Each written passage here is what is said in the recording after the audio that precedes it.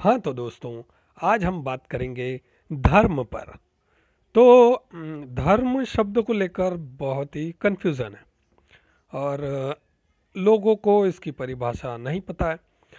लोग ये बोलते हैं कि भाई तेरा धर्म ऐसा, मेरा धर्म ऐसा। और कई लोग आपको ये कहते हुए मिलेंगे कि भाई ये तेरा वाला धर्म नहीं है, मेरा वाला धर्म है। जैसे लोग बोलते हैं कि हिंदू एक धर्म है ना, सनातन एक धर्म है, इस्लाम धर्म नहीं है, मज़हब है, ईसाइयत धर्म नहीं मज़हब है। तो लोगों को कन्फ्यूज़न होता है। अब आप पूछोगे कि भाई धर्म का मतलब क्या है, तो कोई जवाब नहीं दे पाता। वो धर्म के लक्षण पे पहुंच जाएगा कि आपको चोरी नहीं करना है, आपको डाका नहीं डालना है, आपको अच्छा बने रहना है, आपको इंद्रिय संयम रखना है।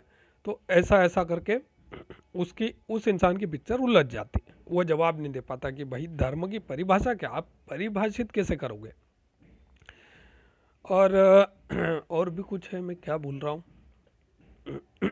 हाँ, धर्म को जो इंग्लिश में आपने वर्ड पढ़ा होगा कि धर्म को धर्मा लिखा हुआ आता है। जब आप स्पिरिचुअल बुक्स पढ़ते हो, आध्यात्मिक किताबें पढ़ते हो, तो उसमें धर्म के लिए वर्ड यूज़ होता है धर्मा।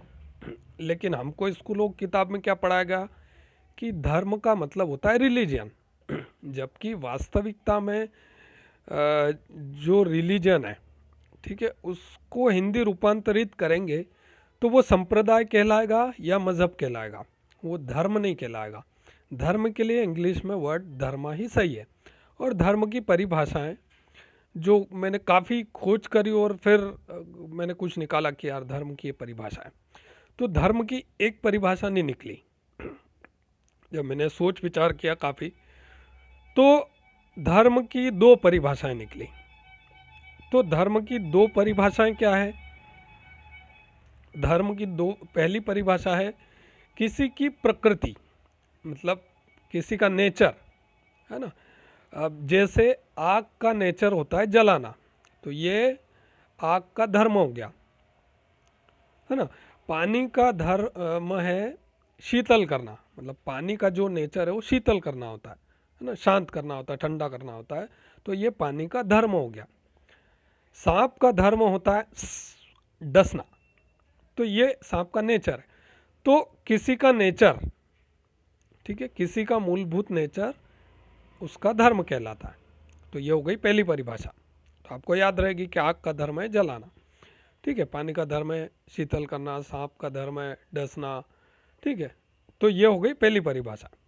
दूसरी परिभाषा जो जो मुख्य परिभाषा है ना, दूसरी परिभाषा ये है कि धर्म मतलब उपयुक्त कार्य, मतलब जो कार्य उचित हो, है ना, उपयुक्त हो और अच्छा हो।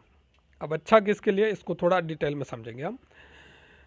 जैसे किसी को रोड पार कराना है, कोई बुजुर्ग है, कोई अंधा है ना, कोई लंगड़ा है, उसको आप रोड पार करा रहे हैं, तो वो आपने एक उचित कर्म किया, है ना। अब धर्म का ऐसा है कि भाई धर्म का किसी मज़हब, किसी संप्रदाय, किसी जाति, है ना, किसी नस्ल, किसी से कोई लेना देना नहीं। धर्म यह है कि आपने वो व्यक्ति दिखा है ना, जो बुजुर्ग है, उसको रोड पार करा दिया। ना तो आपने उसकी जाति पूछी, ना मजहब पूछा, है ना, ना उसकी नस्ल पूछी, ना कुछ पूछा आपने। तो आपने ये धर्म का काम किया। तो मतलब जो काम उपयुक्त हो। अब उपयुक्तता कैसी है कि जैसे आपको सारी चीज़ें देखना होती है ना, कि कौन सा काम, अब जैसे आपका कोई भाई है ना, अब वो कोई गलत काम कर रहा है, तो आप ये नहीं देखोगे कि वो मेरा भाई है, आप ये देखोगे कि क्या वो काम पूरे संसार के लिए वो कितना बुरा है, मतलब उसने जो किया है। तो आप उस हिसाब से आप बिना भेदभाव किए अपने भाई के खिलाफ जो भी, है ना, प्रक्रिया करनी है वो करोगे। आप उसकी कुटाई करोगे या जो भी, है ना। तो आपको मतलब ओवरऑल व्यू देखना पड़ता है कि आपके समाज पर, आपके आसपास के लोगों पर उसका कैसा प्रभाव है ना। वो उन लोगों के लिए बुरा तो नहीं है। जो काम कर रहा है वो बुरा है तो कितना बुरा है ना। तो उसके बाद आप देखोगे कि आपके शहर के लिए, राज्य के लिए, आपके देश के लिए और फिर पूरी दुनिया के लिए, तो ऐसा एरिया बढ़ता जाएगा। तो आपको हर एंगल से विचार करना है कि वो जो इंसान जो बुरा कर रहा है, जो विधर्म मतलब अधर्म कर रहा है ना, वो कितना बुरा है। तो धर्म ये है कि आपको ज़्यादा से ज़्यादा एरिया के लोगों की अच्छाई देखना है, कुल मिला के, है ना। जैसे आप किसी देश में रह रहे हो तो आप कोई काम कर रहे हो तो वो आपके देश के लिए अच्छा है कि नहीं, है ना। आपके अगर आप कम एरिया में सोच रहे हो तो आपके समाज के लिए वो अच्छा है नहीं।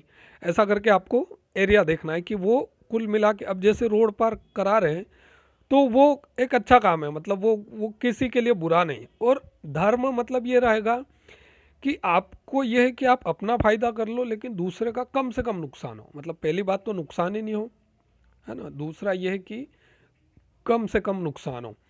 और धर्म का एक और चीज़ है कि धार्यते इति धर्म, मतलब जिसको हम धारण कर सकते हैं, है ना। धारण कैसे, मतलब ये है कि दूसरों के साथ वैसा ही व्यवहार करो जो आप अपने लिए चाहते हो। जैसे आप चाहते हो कि दूसरे आपसे सच बोले तो आप भी सच बोलो, है ना। तो जो चीज़ धारण की जा सकती है, जैसे आप चाहते हो कि भाई दूसरे चोरी नहीं करे तो आप भी चोरी मत करो। तो ये जो लक्षण है धर्म के वो आप पढ़ सकते हो, 10 लक्षण है तो वो आप पढ़ सकते हो। तो धर्म की दो परिभाषा, एक तो हो गया किसी की प्रकृति, है ना किसी वस्तु या किसी प्राणी की प्रकृति।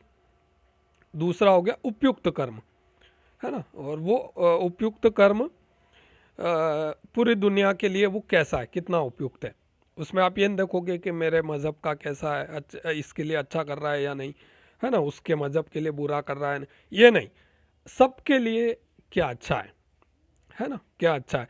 अब जैसे कहीं आपने देखा होगा कि भाई भंडारा लगता है, तो भंडारा जब लगता है ना तो कोई किसी जाति मजहब किसी का भी आ सकता है वो, है ना। तो इसलिए बोलते हैं कि धार्मिक कार्य किया, खाना खिलाते हैं तो वो किसी भी मज़हब का आके खा लेता है। उसमें आप पूछते नहीं कि तेरा मज़हब क्या है, तेरा क्या जाति क्या, कुछ भी नहीं, सब आके खाते हैं और सब जाते हैं। तो इसलिए बोलते हैं कि वो धार्मिक कार्य हुआ, है ना, मतलब आपने अच्छा काम करा।